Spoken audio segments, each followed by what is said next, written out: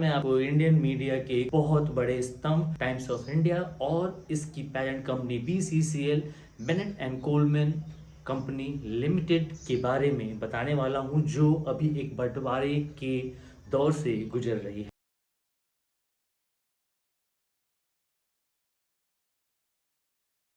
और मीडिया का जो लैंडस्केप आज है, जो hyper nationalism, by partition role जो मीडिया प्ले कर रहा है, डिवाइसिव और हेट प्रोपगेट कर रहा है, which is suiting the ruling class right now. Communal issues, Hindu versus Muslim debates, controversies dominate the output. ये कैसे हुआ और इसमें बीसीसीएल या फिर टाइम्स ऑफ इंडिया का क्या रोल रहा है, इस बंटवारे की कहानी से ये आपके सामने खुलकर सामने आ जाएगा और आपकी आंखें खुली की खुली रह जाएंगी। क्योंकि जब हम एक न्यूज़पेपर उठाते हैं पढ़ने के लिए या फिर एक टीवी चैनल खोलते हैं, तो हम ये समझते हैं कि ये बहुत ही पवित्र हैं और ये जो कह रहे हैं, इनके मुंह से जो आवाजें आ रही हैं, जो बातें ये बता रहे हैं, वो गॉस्पेल ट्रुथ है और सच्चाई के बहुत ही नजदीक है। लेकिन ऐसा होता नहीं। जो भी हम देखते हैं, सुनते हैं, पढ़ते हैं न्यूज़पेपर्स में, उनके बैकग्राउंड में बहुत कुछ होता है। एक खबर कितनी सच है, इस खबर को क्या एंगल दिया गया है, ये इस बात पे डिपेंड करता है कि वहाँ का जो ओनर है एक मीडिया ऑर्गेनाइजेशन का या फिर जो एडिटर है, उसका पर्सनल इंटरेस्ट और उस कंपनी पर्टिकुलर का जो इंटरेस्ट, उससे ये खबर या फिर जो एंगल दिया गया है इसको, वो कैसे प्रभावित होती है।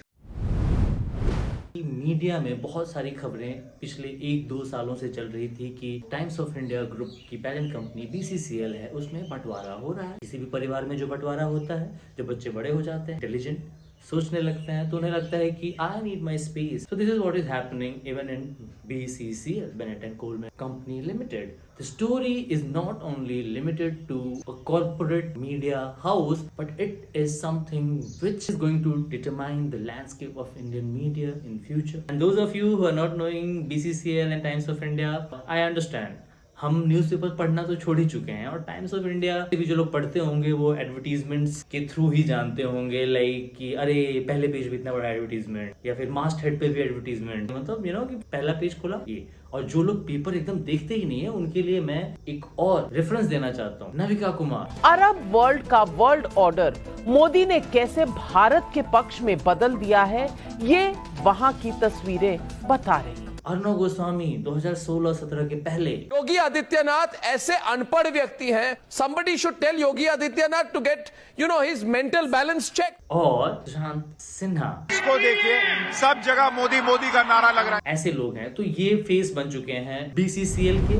बीसीसीएल का मतलब है Bennett and Colman company limited, which is parent company of, let's say, Times Now, Times of India, Zoom, Filmfare, Femina, blah blah, CricBuzz बहुत लोगों को पता होगा। ये एक बहुत बड़ी कंपनी है जो बहुत पुरानी है, मतलब आज़ादी से भी पुरानी। अब आते हैं इस बंटवारे। हो यूं रहा है कि पिछले 1-2 सालों में टाइम्स ऑफ इंडिया के अंदर 2 भाइयों समीर जैन एंड विनीत जैन के बीच डिशुम हो रही है। किस चीज के लिए? ओनरशिप के लिए। मई के महीने में एक पिक्चर जारी की गई, एक पिक्चर जिसमें विनीत जैन और समीर जैन बैठे हुए थे, सामने टेबल थी, टेबल पे हस्ताक्षर किया हुआ शायद एक पेपर का बंडल था और साथ में 3 लोग खड़े थे और वो 3 लोग बहुत ही महत्वपूर्ण ओहदों पे कार्यरत हैं बीसीसीएल के अंतर। एक हैं शिव कुमार सुंदरम जो चीफ एग्जीक्यूटिव ऑफिसर पब्लिशिंग हैं बीसीसीएल के। दूसरे हैं पुनीत डालमिया जो कि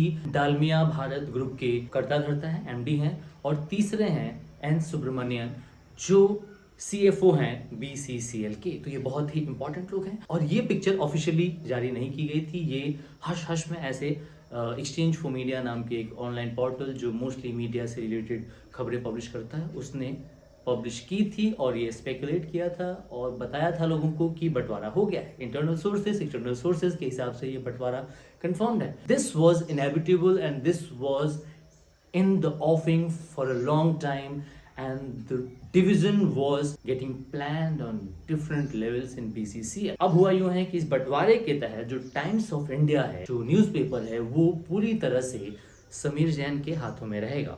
तो Sameer Jain will have complete control over times of India, जो कि मुख्य सोर्स है रेवेन्यू का बीसीसीएल में। और जो पुनीत जैन हैं, जो दूसरे भाई हैं, उनके हाथ में आएगा टीवी मीडिया, ऑनलाइन मीडिया, जिसमें Cricbuzz, Femina, Filmfare, Times Now, Now Bharat, ये सब चैनल्स हैं। 3000 करोड़ इन cash. So this is the story, but this partition story needs to be told to the common people, because this will tell you how underbelly of media institutions and media corporates in India is very bad. So ये बंटवारा होने के कगार पे क्यों आया है? क्योंकि 2008 में जो समीर जैन के दामाद हैं सत्यन गजानी, उन्होंने ज्वाइन कर ली BCCL और उनको टाइम्स इंटरनेट का वाइस प्रेसिडेंट बना दिया गया। इसके प्रेसिडेंट विनीत जैन थे। विनीत जैन का वो ब्रेन चाइल्ड था times internet, which was started in 1998, and his coming to the fold of BCCL was not going down well with Vineet Jain, जो कि होता है। वो ठहरे दामाद और ये ठहरे भाई समीर जैन के। तो अब ये friction has taken new turn, and the reports are saying, sources are saying within the BCCL that the partition and division is very amicable, but we all know these kind of partitions and divisions are not at all amicable. ये कहने की बातें होती है, कितना भी कह लो यार हमारे बीच में झगड़ा नहीं होता, पर झगड़ा होता है। वो झगड़ा शायद मीडिया के थ्रू आपके सामने नहीं आता है, because the institution in the focus is from media itself, which has huge influence across other media houses as well. अब ये मौका है आपको बताने का कि कैसे times of India and BCCL ने इंडियन मीडिया लैंडस्केप को एक सोशल से सोशलाइज फोर्थ स्टेट से रियल स्टेट के रूप में परिवर्तित करने में अपना रोल अदा किया। समीर जैन बहुत ही सुलझे हुए, वो ओल्ड स्कूल, जिनको लगता है कि टाइम्स ऑफ इंडिया ही हमारी सोल रोजी एंड रोटी है और उसी पे हमारा फोकस होना चाहिए। बहुत ही मैक्रो बड़े लेवल पे चीजें करते हैं, डिसीजन लेते हैं। उनका फोकस ऐसा है कि हमारी जो ठोस जो व्यापार है हमारा, वो आगे बढ़ता रहे। वहीं दूसरे जो भाई हैं विनीत जैन, वो बहुत ही फ्लैम्बॉयंट हैं, मतलब ऑलमोस्ट विजय माल्या टाइप के हैं, लेकिन थोड़े से सटल हैं। So he is someone who is very pragmatic. उनको लगता है कि नहीं, हमें ना पूरा मीडिया लैंडस्केप ही कैप्चर करना है, सिर्फ प्रिंट ही नहीं बल्कि टीवी, ऑनलाइन और हर उस फील्ड में जहाँ पे न्यू मीडिया अपना पैर पसार रहा है, वहाँ पे अपनी नाक डालनी है और अग्रसर होना है, जीतना है, लीडर ऑफ द मार्केट बनना है। 2019 में सरकार ने एडवर्टीजमेंट्स देना बंद कर दिया था टाइम्स ऑफ इंडिया को, द हिंदू को और टेलीग्राफ को। टाइम्स ऑफ इंडिया 15% अपने रेवेन्यू के लिए सरकार की एडवर्टीजमेंट्स पे रिलाई करता है, और उसके अलावा रेवेन्यू कमी के अलावा जो पूरा ओवरऑल जो प्रॉफिट है BCCL का, वो कोविड के बाद बहुत ज़्यादा कम हो गया।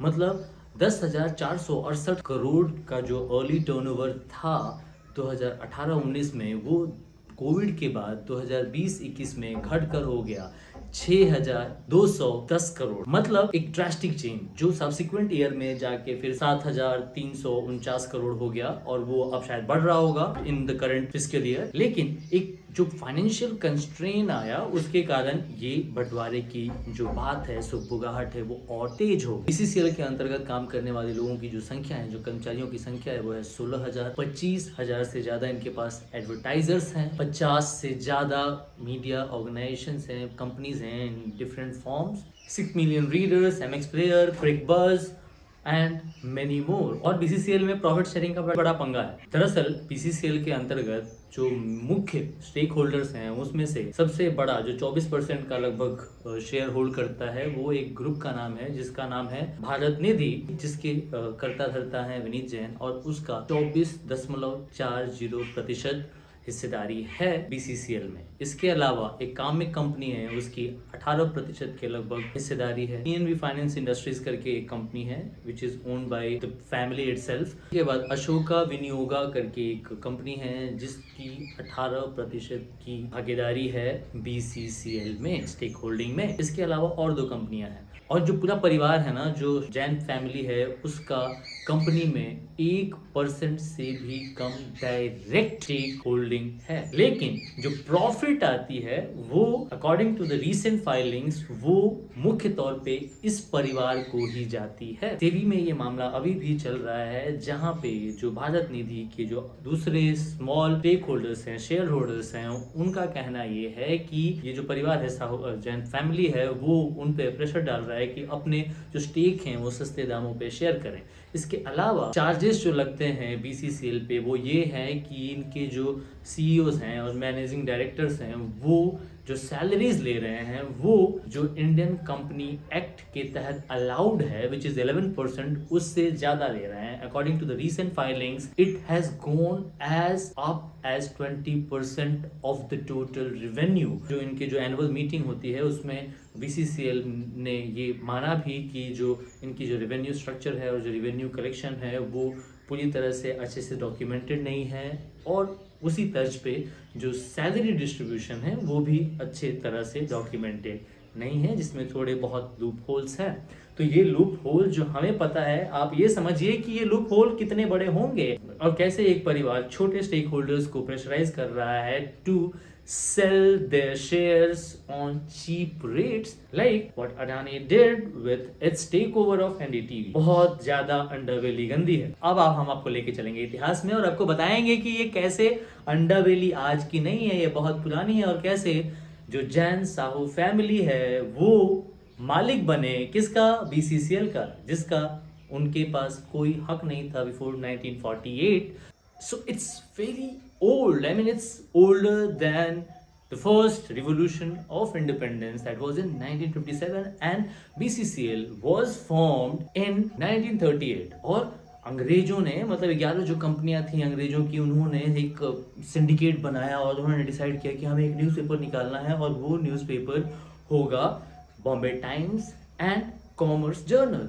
और वहाँ पे वो बाई वीकली इसको पब्लिश करते थे और लोगों को भेजते थे खबरें जो अपने जो सर्कल्स होते हैं इकोनॉमिक सर्कल्स थे उसको. इसका प्रारूप अलग अलग टाइम पे बदलता रहा. 1962 में इसका नाम टाइम्स ऑफ इंडिया कर दिया गया और सब्सिक्वेंटली इसकी ओनरशिप बदलती रही और 1892 में इसको जैन एंड साहू फैमिली ने खरीद लिया. जैन एंड साहू फैमिली वही फैमिली जिसकी ओनरशिप अभी भी है. तो ये बहुत ही इंटरेस्टिंग होने वाला है.